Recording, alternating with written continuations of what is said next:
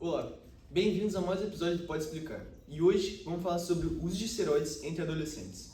Eu sou o Gabriel Ido, host dessa semana, estou aqui com o João Pedro, co-host dessa semana. Estamos acompanhados também do prestigiado professor de Química, Antônio Mesquita.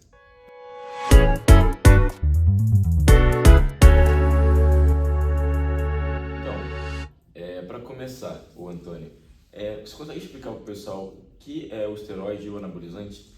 Bom, gente, olá a todo mundo. Cara, o esteroide anabolizante, né, os esteroides androgênicos, né, eles são substâncias derivadas, né, sintéticas derivadas da testosterona. E aí o intuito é você aumentar o seu desempenho muscular, digamos assim, né, potencializar os seus ganhos na atividade física, usar geralmente por atletas, né, da fisiculturismo, ou mesmo pessoas que queiram moldar o corpo, né, deixar algo mais estético, digamos assim. Mas claramente sem se preocupar com os efeitos fisiológicos, né, que isso pode causar. Muito bem colocado, Antônio. Mas aqui, o que você acha que está causando essa ascensão no uso de esteroides na adolescência de hoje em dia? Assim, não tenho nenhum dado a nível mundial, né? Mas no Brasil acho que o principal incentivo foi a participação de mais brasileiros nas competições de fisiculturismo, né, mundial, assim, nas principais categorias. O exemplo do Ramon, né, talvez o principal expoente que a gente pode colocar. E o acesso à mídia também agora, né, com redes sociais, a divulgação dessas substâncias estão cada vez mais aparecendo, né, mais facilmente. E eu vejo também que cada vez mais se torna algo menos um tabu, né? A galera tá encarando isso cada vez menos como algo proibido, tipo, meu Deus do céu, o cara usa anabolizante, né? Cada vez a pessoa tá mais naturalizando isso, acho que é a palavra, né? Uhum. Não que seja correto, mas cada vez mais eu vejo, principalmente os jovens, né, naturalizando o uso dessa substância. E ao mesmo tempo que as pessoas que usam também não se sentem mais envergonhadas de assumir que usam, não. Ninguém mais fala, não usa, isso aqui é natural. Não, o pessoal assume mesmo que usa e é isso. Então acho que, assim, esse acesso à informação e também até mesmo acesso à compra, né? Sim. Tá incentivando o uso, acredito. Como você disse, né? O esteroide, antigamente, ele foi descoberto ali na década de 1830, por ali, e ninguém sabia muito dos efeitos colaterais, só foram descobrir através de pesquisas por volta de 1980. Então é uma coisa muito recente que o pessoal conseguiu descobrir os efeitos colaterais, se fazia bem, os benefícios, os malefícios, e acho que atualmente, muito com essa questão da rede social, da mídia, assim, a venda de esteroides, que é claramente uma coisa legal, está se tornando uma parada banalizada.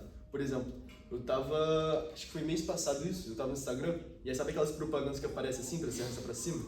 Apareceu uma que era tipo assim, Anabol, GH, e aí tipo um bando de esteroide anabolizante, pra você comprar era só clicar, botar o seu endereço lá, fazer o Pix e receber na sua casa. Exatamente, uma vez foi entrar no perfil de algum influencer, esse pessoal de fisiculturismo, e aí nos links, né, para desconto em suplemento e tudo mais, tinha um dos links que era justamente para venda de anabolizante. Isso, assim, livre, né?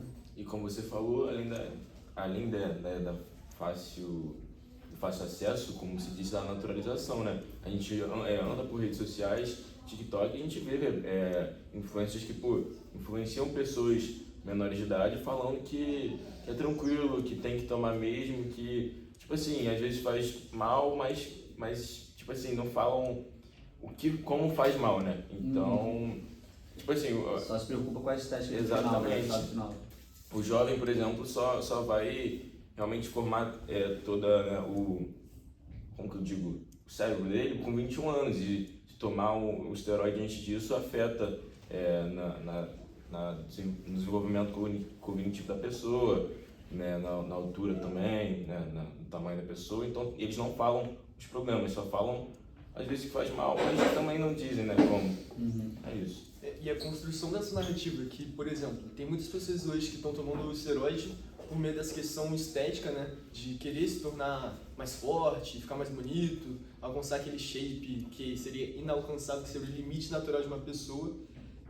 Também tem a outra dualidade dessa perspectiva, que é o amor pelo esporte, que é aquela pessoa que começa muito cedo na academia, aí percebe que, pô, tem futuro, aí vê o pessoal no treino falando, tipo, pô, tá fortinho, aí tá com, tipo, 15, 16 anos, aí falam que ele tem futuro, que se ele quiser competir, aí começa a competir naturalmente, e aí se interessa muito por isso, e a gente tem muitos influencers hoje no Brasil.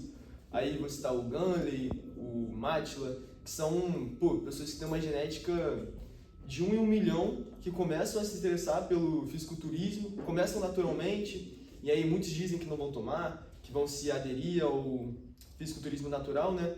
E aí quando se vem chegando num limite ali, com que eles não, se vem numa barreira que eles não conseguem ultrapassar, e eles começam a utilizar desses meios, né? Os esteroides anabolizantes, e que por muitas vezes, como eles são propriamente ditos influenciadores, eles começam a influenciar a juventude que acredita que, pô, aquele cara que tem uma genética é impossível de ser alcançada.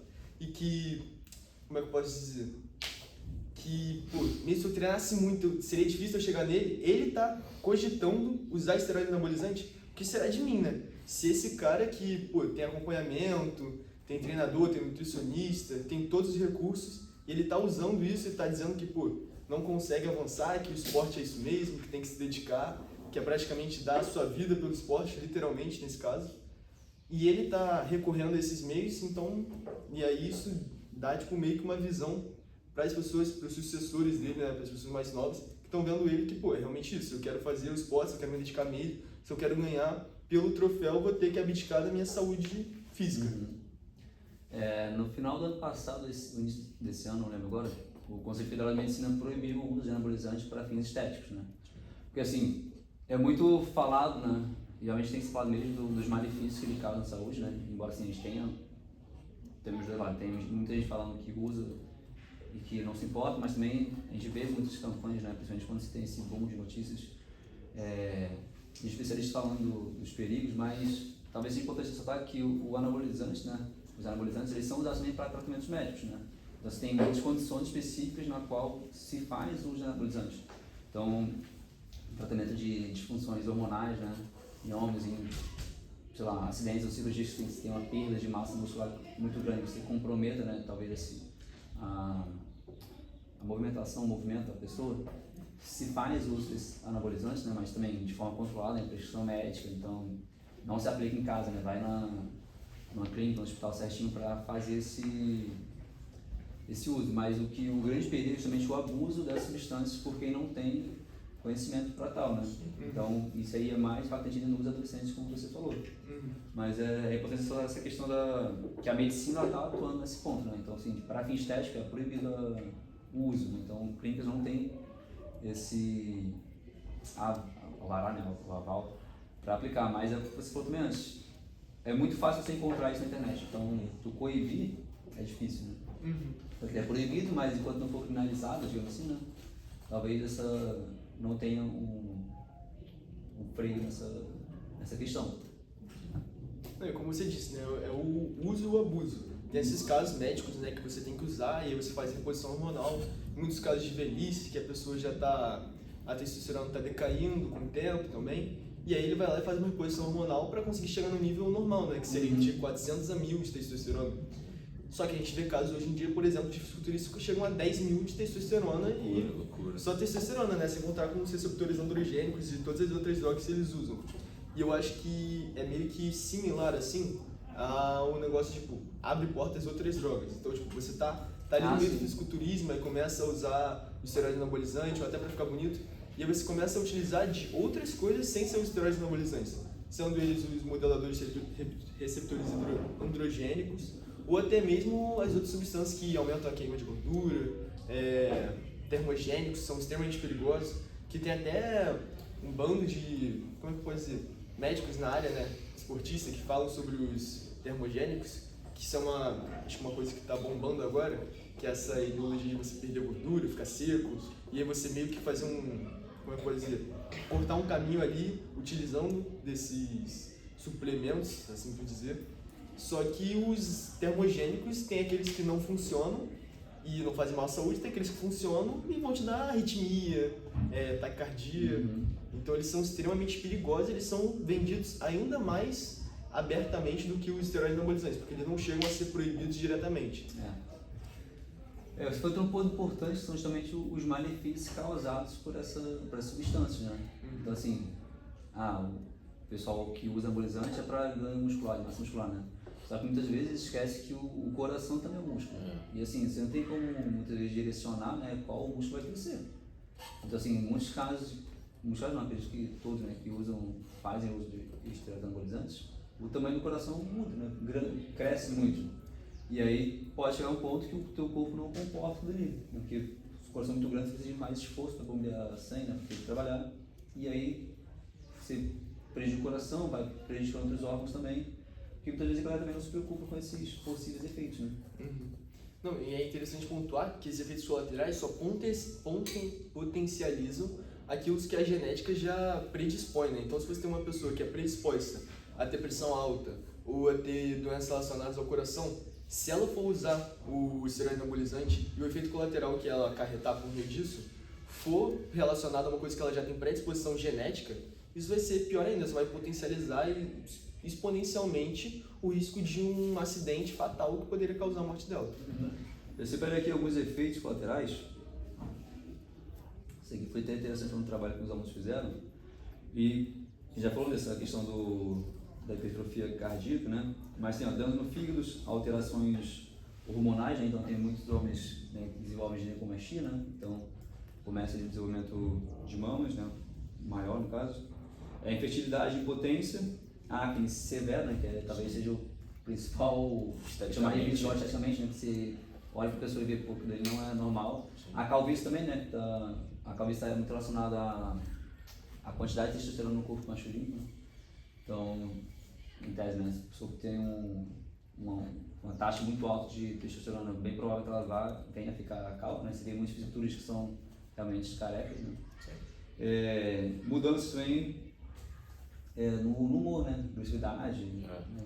Muda, alteração de humor muito repentina, né? Então, dependendo da substância que você faz uso, você pode ter esses efeitos mais expressivos, né? Não, e esses efeitos colaterais são realmente muito notórios, né? Você vê vários exemplares aí de influências, né, que estão olhando a nossa cara na rede se expondo. Por exemplo, o Sansulia, que ele começou a usar e os caras de espinha dele eram tipo... as costas dele explodiam, ele treinava... Então, ele treinava, o pump dele era tão grande, né? O sangue ali naquela região que ele estava treinando era tão grande que conseguia explodir uma espinha e ele começava a sangrar no meio do treino. Então você vê que isso daí não é uma parada normal, vai muito além do que você está acostumado. Caso de humor, eu me lembro de um relato de um fisiculturista que também era influencer, né? Que ele começou a competir fisiculturismo naturalmente, aí começou a harmonizar, e aí a preparadora dele era a namorada dele, também era acho que nutricionista, e ela estava ajudando ele na preparação. E assim, naturalmente, você sendo um fisiculturista natural, a fase de preparação, quando você está se encaminhando para uma competição, é muito severa, porque você fica muito depletado. Então você tem que abdicar de comer, e aí seu humor vai ficando cada vez pior, né? Porque você está depletado, né? Tá quase beirando a malnutrição, porque você tem que entrar num déficit calórico muito severo. Então você já fica extremamente irritado. E aí ele, hormonizando, só potencializou muito mais o mau humor dele, né? Então ele começou a, agir agressivamente com a esposa dele. E aí isso era um efeito, diretamente relacionado. Aí eu não vou me lembrar exatamente de esteroide anabolizante, mas eu acho que era a trembolona, que deixou ele muito agressivo ao ponto dele quase agredir a esposa dele. E ele entrou num buraco de coelho tão gigante que ele parou de utilizar, né, por conta disso. Acho que ele não chegou a competir, se eu não me engano. E aí ele ficou em depressão, só na possibilidade dele ter agredido a pessoa que ficou apoiando ali ele durante todo esse caminho. E aí, por exemplo, piorou demais a situação dele. Então você vê uma pessoa que está no ápice dela, praticamente competindo, com um físico ali extremamente incrível, né?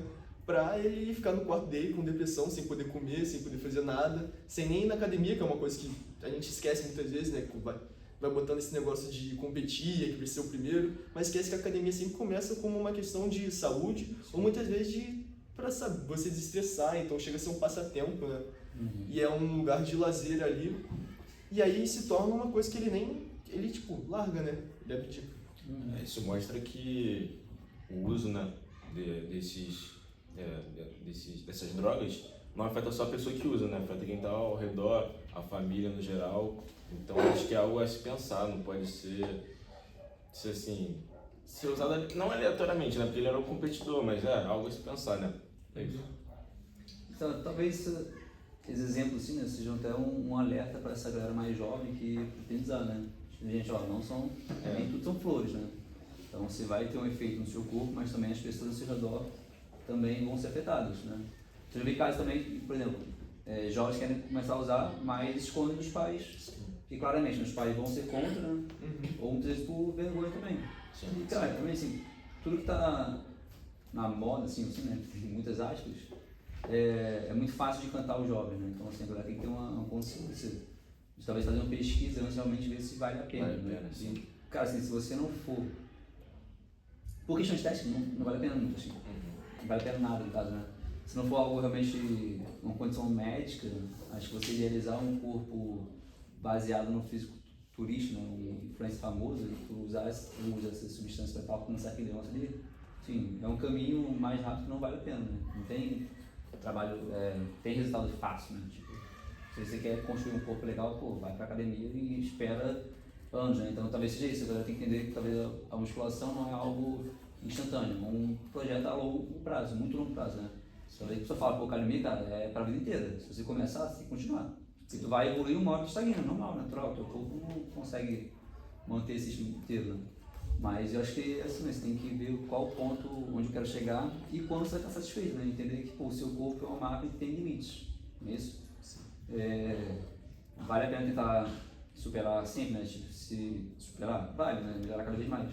Mas também mantendo sempre a saúde, né? Quando tu vê que algo vai começar a fazer mal pra você, pô, dá um passo atrás, então aqui vai ser o meu patamar. Sim. Eu acho que essa exposição da rede, ao mesmo tempo que ela traz esse lado, né, que nem tudo são flores, mas eu acho que também tem uma romantização. Que tem pessoas hoje em dia que, tipo, mesmo com todos os efeitos colaterais, né, que no passado a gente não tinha esse conhecimento, mas que hoje em dia, sabendo dos efeitos colaterais, sabendo de diversos acidentes que levaram a fatalidades, por exemplo, tem um daquele fisiculturista lá, que ele estava em reta final de preparação também, depletado de água, e aí tomava tantos esteroides anabolizantes que o fígado dele entrou em colapso, ele teve uma hemorragia interna, só que ele não foi capaz de nem sentir tamanha dor, que normalmente inibe uma pessoa de até caminhar, um ato tão simples assim, e ele só foi perceber quando ele começou a vomitar sangue no avião e ele morreu, porque ele não podia ser socorrido, né? E aí isso foi combinado de esteroides anabolizantes e também de analgésicos, agora eu não vou lembrar o nome. Era no Bahia, analgésico. Que é um analgésico extremamente pesado, assim, dose alta, e que realmente causou a morte dele. E aí essa combinação foi fatal para ele. Recentemente também, no passado, em 2023, acho, né? 24, um influencer também, essa parte de fisiculturismo, morreu ataque cardíaco, né? O coração não suportou o próprio peso, né? E assim, não é raro esses casos, né, de atletas que vão até o limite do seu corpo. E isso, o pessoal, você comentou antes, né? O pessoal vai focado numa meta sem se preocupar com quais são as consequências. A questão estética, como você disse, realmente não vale a pena, mas tem gente que vale a pena pelo esporte, fala que vai dedicar a vida por isso. A gente vê o caso, por exemplo, do Nick Walker, que falou que está disposto a morrer, que hoje é conhecido como uma aberração genética, e aí traz a fama pro fisiculturismo, né, de um show de horrores. Só que, como eu disse, né, uma visão romantizada. Você faz, tipo, pô, um show de horrores, um bando de gente ali, pô, muito musculosa, lutando lá, brigando, se dedicando tudo assim. Um daqueles exatamente. Só que você para pra perceber, os caras estão realmente dedicando a vida, pô. Eles estão ali pra, tipo, viver ou morrer ali, questão de sobrevivência. Eles utilizam de todos os meios que ele tem pra ficar maiores. E aí, esse Nick Walker, por exemplo, que eu citei, acho que ele tem, tipo, tá na casa dos 20 anos, 27, por aí. E ele tem cara de... No caso, ele não tem cara nem de humano, né? Mas se eu fosse falar que se ele fosse humano, seria 40. Sim. E aí você vê que, pô, ele realmente...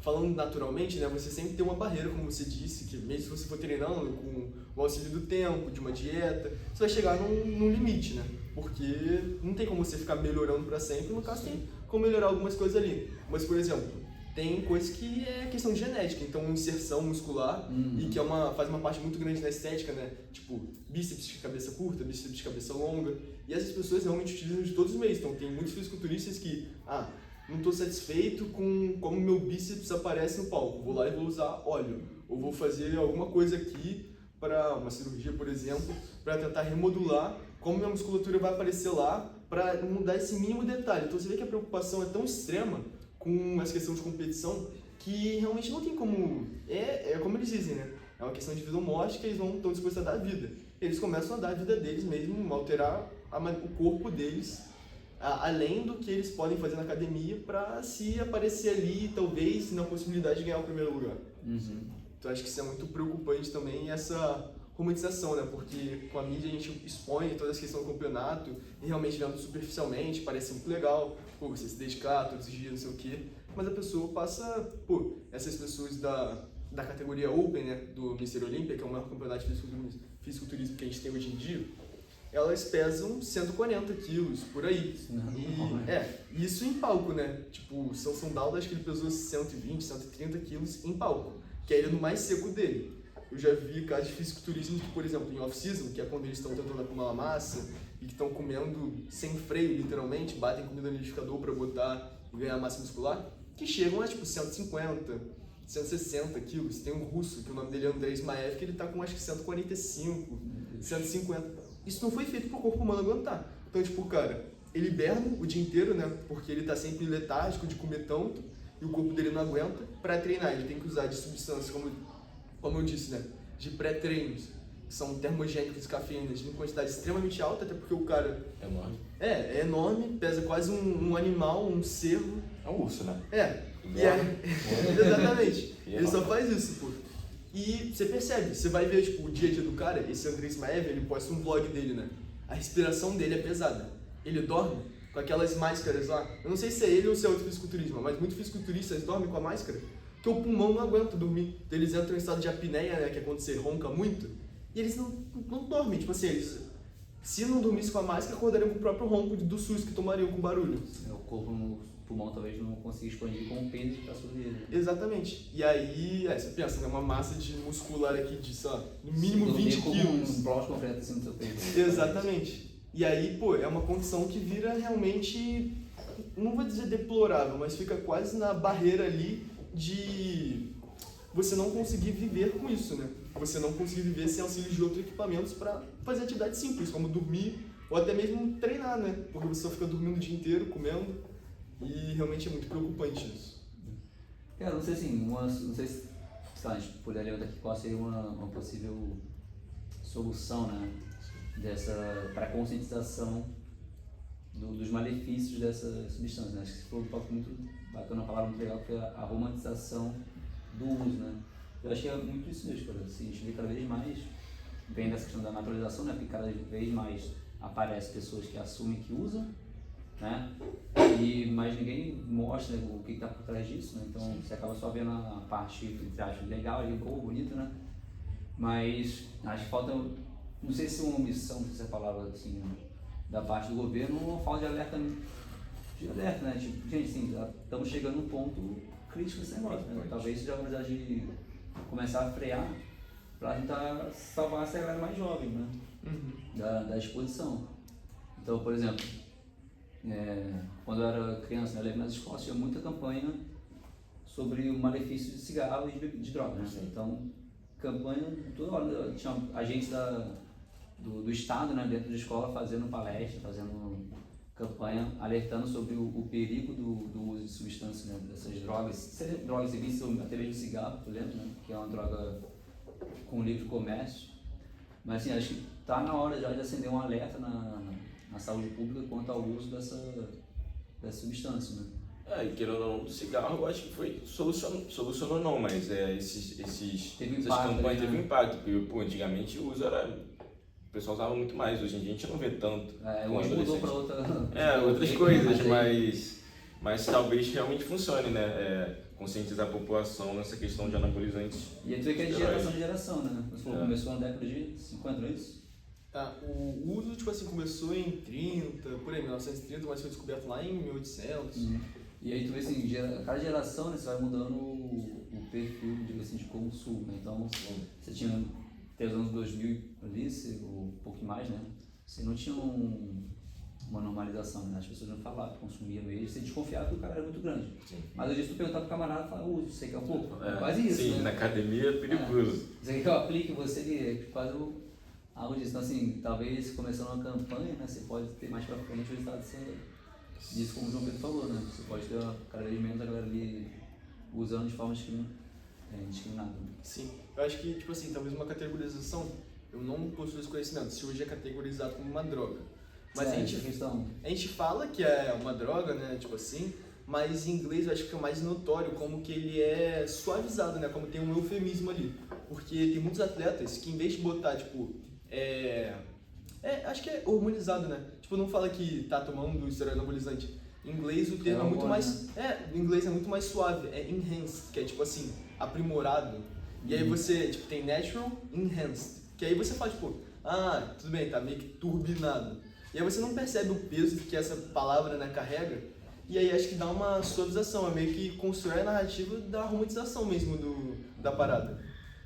Acho que agora a gente pode dar uma pausa para assistir a entrevista do nosso professor de Educação Física, João, com nosso companheiro também, Guilherme, do G12, para a gente poder observar uma outra perspectiva sobre o tema. Fala pessoal, hoje eu estou com uma entrevista aqui com o Mr. João, nosso professor e treinador aqui na escola de Educação Física. E João, eu queria te perguntar, que com a explosão do mundo fitness, a ascensão da musculação, muitos jovens hoje em dia buscam pela estética perfeita, por um corpo que eles nunca se aceitam. Então eu queria te perguntar como é que você enxerga essa deturbação da imagem e como isso pode te afetar nas aulas também com o uso de esteroides anabolizantes por adolescentes. Guilherme, o uso de anabolizante ele tem uma forte influência da mídia pela busca do corpo perfeito e muitos jovens e adultos eles fazem uso de esteroides, porém muitas das vezes eles fazem o uso de esteroides compram de forma ilegal. Sim. Fazem o uso incorreto, causando vários problemas. E problemas como acne, disfunção erétil, perda de cabelo, calvície. Então são vários fatores que vão influenciar negativamente a longo prazo. Então todo esse uso de esteroides, alguns adultos e adolescentes eles procuram médicos, porém alguns médicos não têm o aval, não são especializados para fazer essa orientação. Então, na minha visão, tem mais pontos negativos do que positivos, porque tudo isso deve ser feito com análise, com acompanhamento de um profissional capacitado, especializado, e também depende do que você quer. Sim. Então, se você é um atleta de alta performance, se você tem alguma deficiência de produção hormonal, então é válido estar procurando esses profissionais. E uma sugestão que eu tenho como profissional de educação física e que acompanho crianças e adolescentes, é que procure um médico, um nutricionista. Toda essa suplementação e alimentação, ela pode ser feita com uma reeducação alimentar, com uma dieta balanceada, que todos os resultados eles serão otimizados e não terá nenhum problema futuramente a longo prazo. Então, e durante as aulas, eu vejo que durante as atividades, sim, pode ter um resultado negativo. Porque, por muitas vezes, o nosso organismo ele não está preparado para receber... Apesar do ganho de força, essas coisas, você acha que é estresse, falta de sono? Sim, exatamente. Então, os efeitos colaterais prejudiciam. Os efeitos colaterais são prejudiciais. Então, e se potencializam porque esses procedimentos são realizados durante uma fase de puberdade, né? Então, de fase de ganho de massa muscular, de crescimento, densidade óssea. Então, na minha visão, ao invés de usar os esteroides anabolizantes, fazer uma reeducação alimentar, ingerindo proteínas, carboidratos, tudo de forma balanceada para estar conseguindo aí um resultado, um objetivo maior. É isso, gente. Muito obrigado, João. Essa foi a entrevista sobre esteroides anabolizantes na adolescência. Então, a gente viu aqui a entrevista do nosso professor João e do nosso aluno, do nosso parceiro, né, o Guilherme. Então, eu queria saber um pouco da sua visão, vou passar a fala para você, para tu comentar um pouco sobre. Cara, muito bacana a entrevista, gostei muito, e eu achei legal o ponto que o João levantou, né, que assim, como é a visão dele como um profissional da educação física, né, e atuando diretamente com jovens, né. Assim, acredito que ele deve passar muitas situações de ver, né, muitas situações em que garotos, né, geralmente, com um potencial esportivo grande, fazem uso dessas substâncias para potencializar, né, E ele falou, não, gente, baixa uma alimentação, acho que uma alimentação balanceada certinho, né? Ingestão de proteína, carboidrato de forma balanceada. Acho que nessa parte um auxílio de um nutricionista assim, dispensável, né? Porque na puberdade, ele falou, né? Que é onde a galera começa a usar ali. Você tem uma mudança corporal muito grande, então você vê um desenvolvimento para uma criança, para um adolescente ali muito grande, né? São muitas mudanças, tem uma produção maior de testosterona, né? Eu acho que uma alimentação nessa fase é essencial, né? Que aí você realmente dispõe. Né? O Gabriel falou. Você tem pessoas que têm uma predisposição genética boa já, né, para isso. E acho que nessa fase, que a gente fala na fase de crescimento, uma alimentação balanceada, quem quer seguir nessa área, né? Um acompanhamento nutricional, né? É muito importante. Sim. Eu acho que como você falou, acho que talvez os atletas que são jovens, né? Porque muitas vezes nas competições juvenis, vou citar o GEM, por exemplo, a gente não tem uma fiscalização de quem usa e quem não usa, então não diretamente tem um combate ali, né? Isso, exatamente.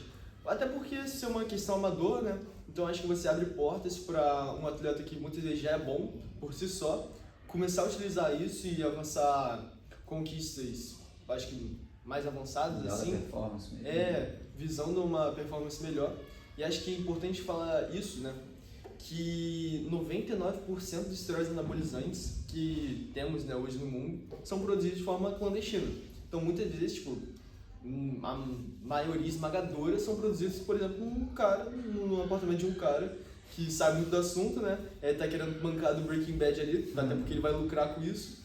E ele vai lá e formula, né, esses esteroides anabolizantes da maneira mais questionável possível, né?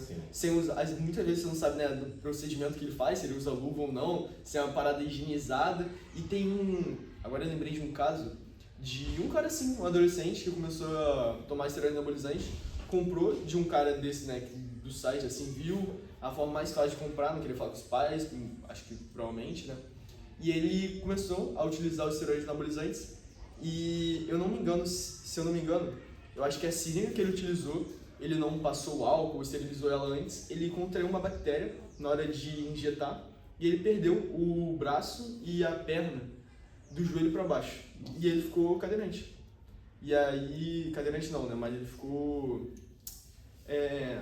como eu posso dizer, capacitado, né, fisicamente.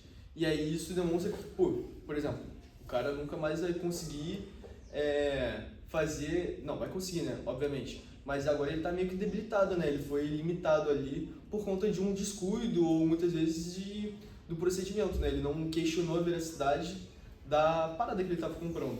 E acho que isso é muito preocupante. Essa parte realmente não sabia, né? Essa questão da produção clandestina, né? E aí puxando sardinha agora por parte da química, né? Como os anabolizantes são todos derivados da testosterona, né? E aí sintetizam, sai essa parte, né? Porque é uma parte talvez um custo mais barato ou mais estável do organismo, né? Você tem aquela parte também de... O que eu falo aqui, assim, não tem pesquisa mesmo que eu não... essa parte. Mas pegando, assim, analisando a testosterona, a gente vê que nela ali tem alguns, né, carbonos quirais. E como a gente já viu, né, se você tem a presença ali desse carbono quiral, você pode ter uma isomeria óptica. E aquilo, né, pode ser que um desses isômeros é o que causa, né, esse ganho de massa muscular, né, esse efeito que a pessoa quer. Mas ele pode ter outro que vai ter um efeito deletério muito grande. Né? Então já se falou que fez de forma clandestina, né, apenas com conhecimento básico que o cara tem, você pode ter a presença de substâncias dentro desse hormônio que não vão fazer o efeito desejado, né? Muito pelo contrário. Assim, é uma questão de saúde pública, não sei se é o termo correto, mas é algo preocupante, né?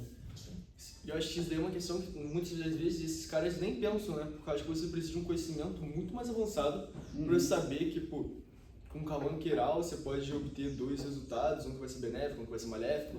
E acho que muitas vezes esses caras clandestinos, né, não dispõem desse conhecimento.